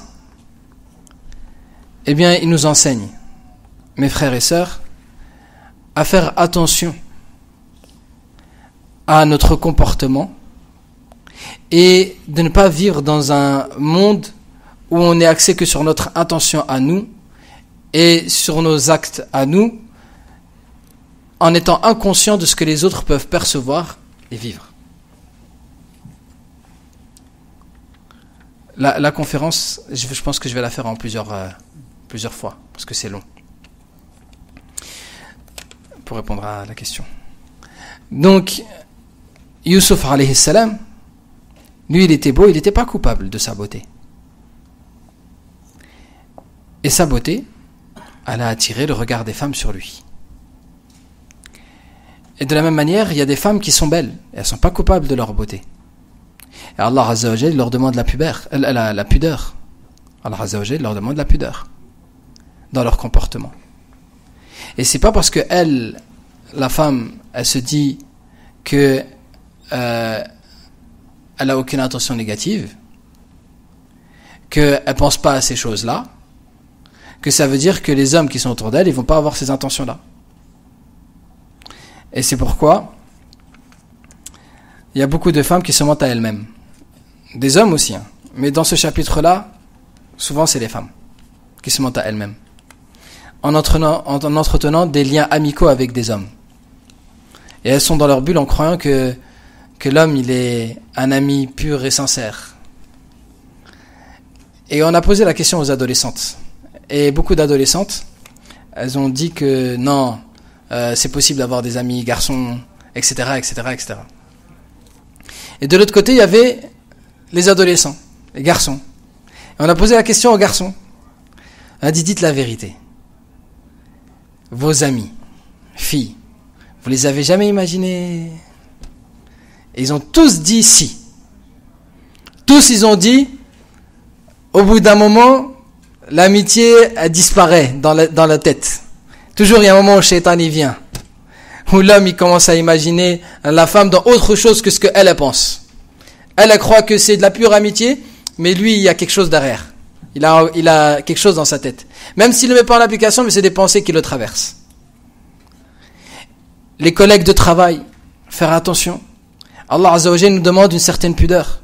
Des fois, tu te retrouves dans un travail, il y a des collègues féminines, ou bien la femme, elle a des collègues masculins. Quoi qu'il en soit, de garder une certaine limite, une certaine barrière dans le rapport avec les gens. Parce que si toi, tu es juste, tu considères que tu es gentil, aimable, l'autre, par cette gentillesse et cette amabilité, si elle dépasse les bornes et que tu commences à plaisanter, rentrer dans l'intimité, etc., et à parler et sortir du cadre du travail, la personne, peut-être elle va être dans la séduction. Et elle va être séduite. Et la séduction, elle peut toucher une femme mariée ou un homme marié. Et c'est ce qui s'est passé avec l'histoire de Youssouf. Youssouf, alayhi salam, lui, il n'est pas coupable. Juste, il était beau. Il était pudique, c'est un prophète. Et il est quand même, une femme mariée, elle a, entre guillemets, elle a flashé sur lui. Hein? Donc, cette femme, il a dit qu'elle s'appelait Zulaykha. Il dit aussi qu'elle avait un autre nom que j'ai oublié. Quoi qu'il en soit, le nom le plus commun, c'est Zulaykha. Et c'était la femme de l'Aziz. Et donc, lui, il était son servant. Elle était plus âgée que lui. Il a grandi. Il était à son service. C'était une femme de grande beauté. Et elle a commencé à espérer des choses. Et elle l'a piégé. Elle l'a ramené dans sa chambre. Et la chambre de Zulaykha, il y avait 7 portes pour l'atteindre. 7 portes. Il dit qu'il y avait 7 portes. Et elle l'a invité à rentrer. Et derrière chaque porte, elle fermait à clé. Et elle a fermé la première porte, et la deuxième, et la troisième. Jusqu'à ce qu'il s'est retrouvé il a traversé la 7e porte. Et il s'est retrouvé dans la chambre de Zulaykha. Et Zulaykha, elle l'invite à venir vers elle. Et elle lui dit, je me donne à toi. Haytalak. Et lui, qu'est-ce qu'il répond? Il répond, Ma'adallah. Je cherche refuge auprès d'Allah. Je cherche refuge auprès d'Allah. Ma'adallah. Et ça, c'est une éducation, mes frères. Chaque personne qui se retrouve devant un péché, qu'elle cherche refuge auprès d'Allah contre ce péché. Qu'elle cherche refuge auprès d'Allah contre le mal de son âme. Qu'elle cherche refuge auprès d'Allah contre les insufflations de Shaytan. Ma'adallah. La première chose, le réflexe qu'il a eu, il s'est pas dit, moi j'ai la foi, je suis un prophète. Non, Ma'adallah. Recherche refuge auprès d'Allah. Ensuite, il n'a pas cité que la crainte d'Allah. Il n'y a pas que la crainte d'Allah. Il a donné un justificatif. Innahu Rabbi ahsana mathway. C'est mon Seigneur. Il a été bon envers moi. En parlant de l'Aziz, son mari. Il a été bon envers moi. Il m'a nourri, il m'a logé, il m'a habillé, il m'a éduqué. Il a été bon envers moi. Ahsana mathway. Ensuite, il dit Innahu la yuflihu adh-dhalimun. Il n'y a pas de succès pour les gens injustes. Et ensuite, Allah il dit, وَلَقَدْ هَمَّتْ بِهِ. Elle a fortement désiré. Hammat bih, ça peut être aussi hammat bihi darban. Ça peut aussi vouloir dire qu'elle l'a frappé. Et ça, c'est partie de la ruse. Elle l'a frappé pour que lui aussi il la frappe. Et s'il la frappe, elle pourra faire croire que c'est lui qui l'a désiré. Et ça, c'est la ruse de cette femme, que si jamais, elle a peur que si jamais ça se propage, qu'elle a voulu l'attirer, qu'au moins elle pourra dire, non, c'est lui qui a voulu me forcer. Et mais ce qui est le plus clair et qui semble le plus semblable, c'est pas qu'elle l'a frappé, mais qu'elle l'a fortement désiré. Et il l'aurait désiré s'il n'avait pas vu la preuve de son Seigneur. La preuve de son Seigneur, ils ont divergé les savants. Est-ce qu'il a vu Jibril alayhi salam qui lui a dit ne désobéis pas à Allah, ou est-ce qu'il a vu l'image de son père qui lui a dit reste sur le droit chemin, hein, et garde le bon comportement, crains Allah, ou est-ce qu'il a vu autre chose? Quoi qu'il en soit, il a vu une preuve de son Seigneur. Et ça m'a rappelé, il y a un frère, il y a quelques années, un frère qui prie avec nous parfois ici. Il est venu me voir et il m'a raconté quelque chose que franchement j'ai eu du mal à le croire, jusqu'à ce que je tombe sur ce verset et que je me rappelle ce verset. Il m'a dit que c'était le mois de Ramadan et qu'il a penché vers sa femme et qu'elle a penché vers lui, et ils allaient couper leur jeûne, pas en mangeant, ils allaient couper leur jeûne. Et il a dit, alors qu'on était sur le point de couper notre jeûne de cette manière-là, il a dit, on a vu comme un tableau qui s'est affiché devant nous et il y avait écrit Ayatul Kursi dedans. Et alors on s'est éloigné. Et on a fait tawbah. Et il revenait du Hajj. Et Allah subhanahu wa ta'ala lui a montré ça. Et Allah azza wa jal, il dit, dans cette situation, mais lui c'était entre un homme et une femme, mais c'était quand même interdit parce que c'était le mois de Ramadan. C'était un mari et son épouse, mais c'était interdit parce que c'était pendant le mois de Ramadan. Là, c'est pas un mari et son épouse, et c'était interdit. Et Allah, il l'a raffermi par une preuve qu'il a vue. Et alors, qu'est-ce qu'il a fait? Il s'est enfui. Il s'est enfui en disant Ma'adallah, Ma'adallah. Je cherche refuge auprès d'Allah. Et Allah, en effet, il l'a aidé. Alors que les portes elles avaient été verrouillées à clé, chaque fois qu'il poussait une porte, elle s'ouvrait. Allah, il a réouvert toutes les portes. Et il a poussé ainsi les 7 portes.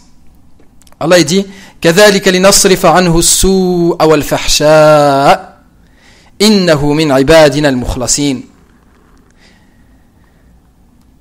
Et c'est ainsi que nous le suscitâmes, car il était parmi nos serviteurs fidèles, c'est-à-dire, et c'est ainsi que on l'arracha au mal et à la turpitude, car il était parmi nos serviteurs fidèles. Wastabaqa al-bab, ils ont couru vers la porte. Lui il courait, elle lui courait après. Et quand il arrivait à la dernière porte, elle l'a attrapé, et quand elle l'a attrapé, elle a déchiré son qamis. Wastabaqa al-bab wa qaddat qamisahu min duburin wa alfa ya sayyidaha lada al-bab. Elle a déchiré son qamis, et alors qu'ils arrivent devant la 7e porte, Al-Aziz qui ouvre la porte. Et il les regarde. Et elle lui dit قالت ما جزاء من أراد بأهلك سوء. C'est quoi la récompense pour celui qui a voulu le mal contre ta famille? بأهلك سوءا إلا أن يسجن أو عذاب أليم. La seule récompense, c'est qu'il soit emprisonné ou un châtiment douloureux. Elle fait croire que c'est lui qui l'a voulu. Vous voyez la ruse. Et lui il répond c'est elle qui a voulu m'attirer vers elle. Et il a dit c'est quoi ton argument? C'est quoi ta preuve? Et là il est dit qu'il y avait un bébé de la famille, hein, de Zulaykha. Et le miracle d'Allah Azza wa Jal, et on dit ramène-moi tel bébé. Et le bébé il parlait pas encore. Et il lui a dit parle bismillah. Et le bébé il a parlé. Et il a répondu in qudda qamisuhu min qubulin fasadaqat wa huwa min al-kadhibin.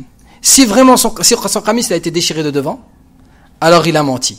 Et elle est véridique. Ça veut dire il a voulu se pencher vers elle, elle s'est défendue. Wa in qudda min duburin fakadhabat wa huwa min as-sadiqin. Mais s'il a été déchiré de derrière, alors c'est lui qui est véridique. Et elle a menti. Et ainsi, C'est-à-dire, c'est devenu évident que c'est elle qui avait voulu le forcer.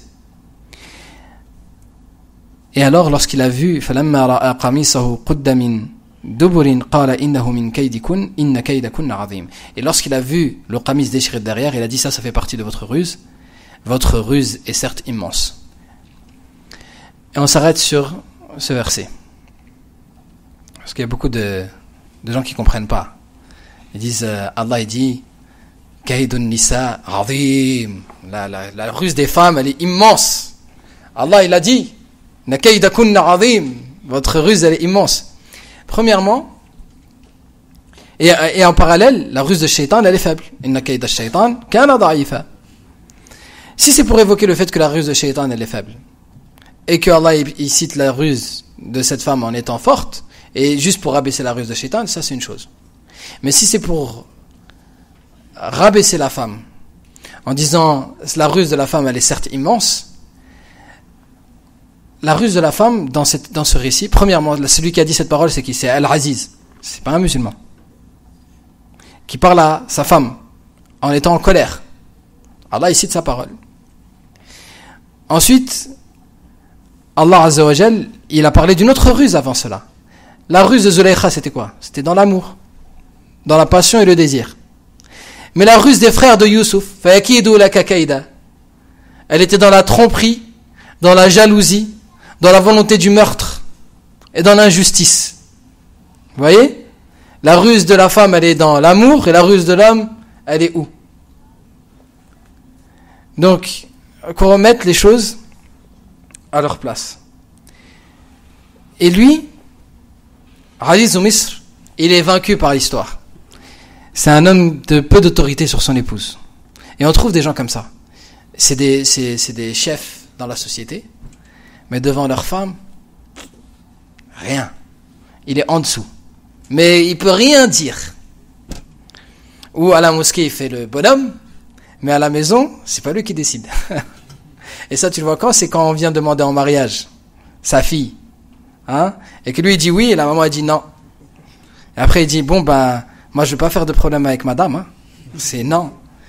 Hein? Mais j'ai toutes les qualités, regarde, je suis dans le din, je suis... Ouais, mais tu comprends, elle veut pas, madame, c'est compliqué. Hein? Madame a dit, il faut la fête à 40 000 euros. Lui dit oui. Même si c'est lui qui paye. Il dit oui, la fête à 40 000 euros pour le mariage, mais Alish, c'est pas lui qui décide dans la maison. Et ça arrive beaucoup aux gens qui s'enorgueillissent sur terre. Ils sont rabaissés chez eux. Et Aziz, il s'est retrouvé rabaissé, humilié dans cette situation. Et le problème de l'Aziz aussi, c'est le peu de jalousie qu'il avait. Un homme, quand il perd sa jalousie, c'est catastrophique. Et la société aristocratique, souvent on va retrouver ça dans la société aristocratique, dans l'élite de la société, dans les riches élevés de la société, on va trouver ça. Les mœurs dégradées, le peu de jalousie, la tromperie, quelque chose de répandu. Et donc qu'est-ce qu'il a dit? Aziz Misr, il a dit, il a regardé Youssouf, il a dit, Ya Youssouf, ahrid an hada. Youssouf, fais comme si c'était rien passé. Et il a dit à la fille, à la femme, wastaghfir li dhanbik, toi demande pardon pour ton péché. Innaki kunti min al-khatin. Vraiment, t'as fait une erreur, hein. T'as fait une faute.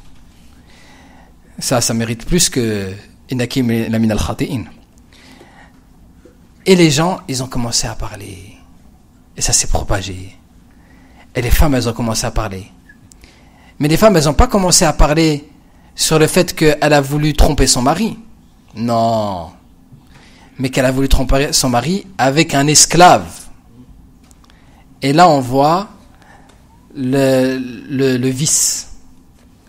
Et quand il n'y a pas la crainte d'Allah Azza wa Jal, quand il n'y a pas la piété, eh bien, on juge les choses, mais pas sur les bons axes. Ça va? On juge les choses, mais pas sur les bons axes. On juge les choses sur des axes qui sont mauvais. Et par exemple, je vais vous donner un exemple. Il n'y a pas longtemps, il y a une famille qui m'appelle, un frère qui m'appelle, Il dit voilà, j'ai une relation illicite avec une femme, elle est tombée enceinte.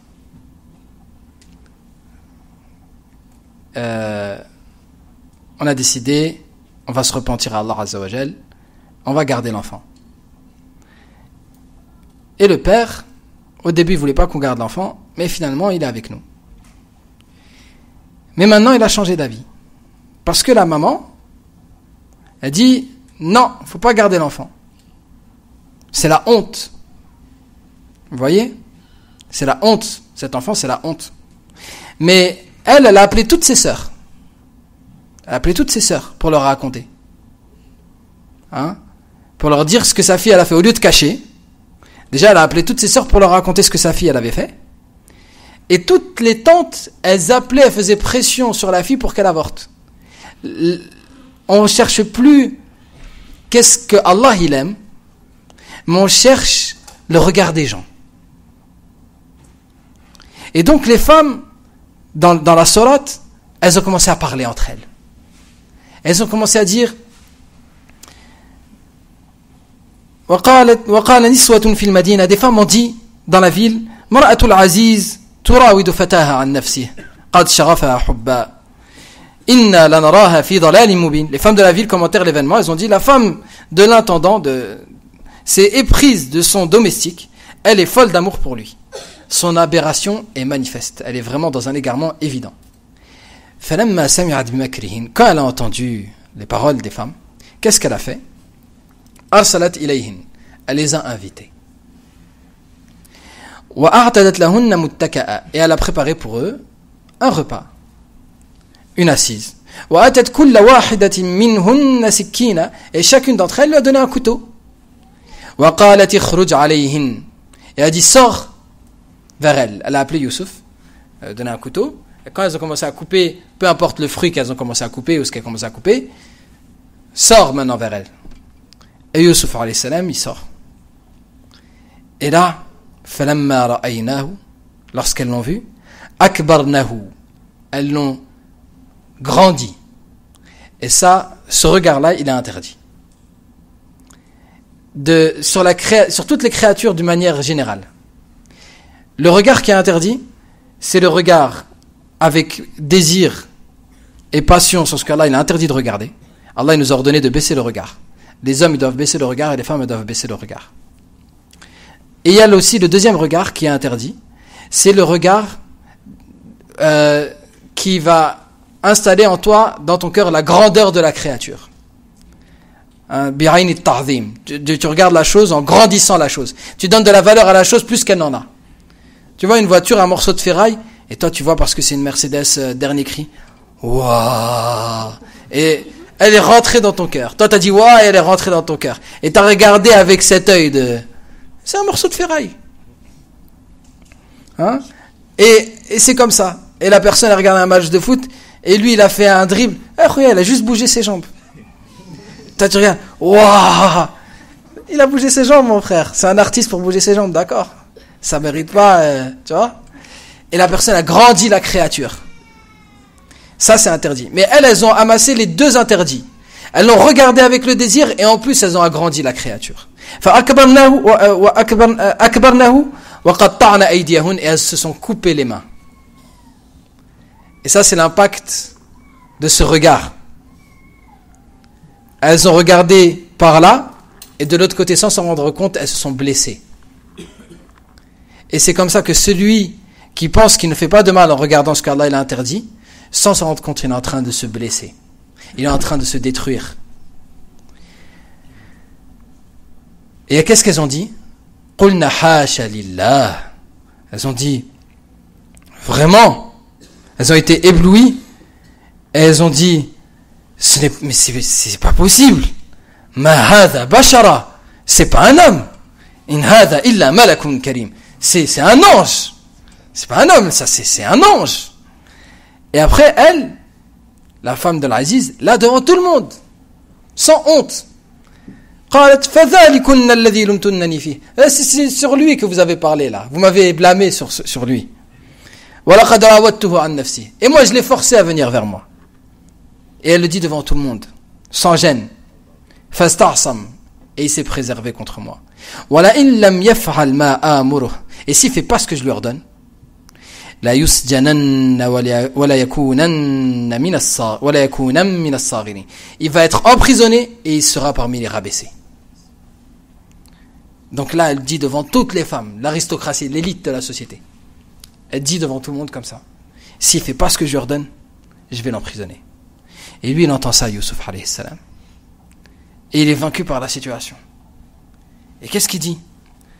قال رب السجن أحب إلي مما يدعونني إليه. Seigneur, la prison m'est préférable à ce à quoi elle m'invite. وإلا تصرف عني كيدهن أصب إليهن وأكن من الجاهلين. Et si tu me sépares pas, tu m'éloignes pas de leur ruse, alors je risque de pencher vers elle et d'être parmi les ignorants. Al-Jahil, c'est le désobéissant à Allah Azza wa Jal. Min al-Jahilin, parmi les ignorants, l'ignorance c'est celui qui désobéit. فَكُلُّ ذَنْبٍ جَهْلٍ. Chaque désobéissance, chaque péché c'est une ignorance. وَكُلُّ مُذْنِبٍ جَاهِلٍ. Et chaque pécheur est un ignorant. Il ignore qui est son Seigneur. Ne serait-ce qu'au moment du péché, il a ignoré qui était son Seigneur. Enfin, mes frères, lui, il a dit, je préfère la prison. Alors Allah Azza wa Jalla lui a donné la prison. Et il l'a préservé de leur ruse. Et Allah Azza wa Jalla lui a donné la prison. Il est dit qu'au bout de plusieurs années en prison, Youssouf, il a patienté. Et puis un jour, il a parlé avec Allah Azza wa Jalla. Ya Allah, la prison, c'est difficile. Il a parlé avec Allah Azza wa Jalla. Et Allah subhanahu wa ta'ala, il aurait répondu, à travers Jibril alayhi salam, mais c'est toi qui as dit que tu préférais la prison. Si tu avais demandé juste la préservation, on te l'aurait donné comme ça. Donc faire attention à ce qu'on dit. La personne, des fois, elle croit que le dua, c'est juste quand tu lèves les mains et tu parles avec Allah. Non. Dès que tu prononces un désir, c'est un dua. Allah, il n'a pas besoin que tu lui demandes. Allah, par sa générosité, il regarde dans ton cœur, il donne ce que tu veux. Tu dis, je préfère ça, Allah, il te le ramène. Donc, faire attention à ce qu'on dit. Parce que des fois, on dit des choses qu'en réalité, elles dépassent ce qu'on voudrait réellement au fond de nous. C'est la première partie, Inch'Allah, de la conférence. On ne va pas faire trop long, c'est le mois de Ramadan. Peut-être la semaine prochaine, samedi prochain, on fait la deuxième partie.